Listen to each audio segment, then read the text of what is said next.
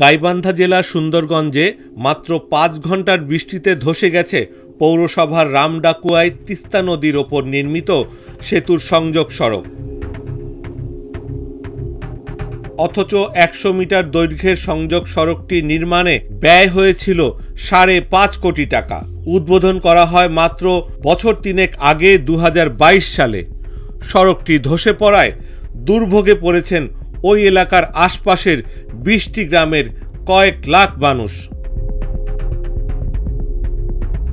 উপজেলা প্রকৌশল অধিদপ্তর জানায়, পিসি গার্ডার সেতুটির মূল অংশ ছাড়া পূর্ব পাশে ৫০ মিটার এবং পশ্চিম পাশে ৫০ মিটার সংযোগ সড়ক রয়েছে। সেতুর ১০০ মিটার সংযোগ সড়ক নির্মাণে ব্যয় ধরা হয়েছিল ৫,৯৭,৯৮,৪৪৪ টাকা। নির্মাণ কাজের দায়িত্বে ছিল ঢাকার ঠিকাদারি প্রতিষ্ঠান পুরকৌশল প্রযুক্তি লিমিটেড। এলজিডি রামডাকুয়া ব্রিজের নির্মাণ কাজ শুরু হয় ২০১৯ সালে। ৩ বছর পর ২০২২ সালে ব্রিজটি চলাচলের জন্য খুলে দেওয়া হয়। সম্প্রতি টানা ৫ ঘন্টার বৃষ্টিতে সংযোগ সড়কটির একটি অংশ ধসে যায়। এ নিয়ে ক্ষুব্ধ স্থানীয়রা দ্রুত সড়কটি মেরামত এবং জড়িতদের বিচারের দাবি জানান। ব্রিজের কোনো পরিকল্পনা আসেন না, যাই হোক হয়েছে।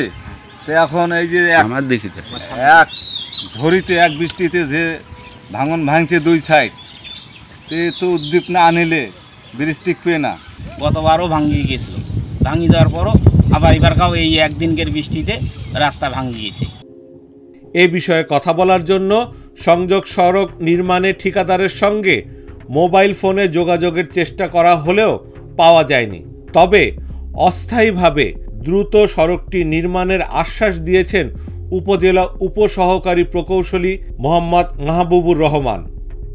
বিষয়টি আমরা জানি, রিসেন্টলি অতিবৃষ্টির কারণে ব্রিজের অ্যাপ্রোচে পানির স্রোতের কারণে ভেঙেছে। এটা আমরা এলসিএস মহিলা দিয়ে দ্রুত মেরামত করার চেষ্টা করতেছি।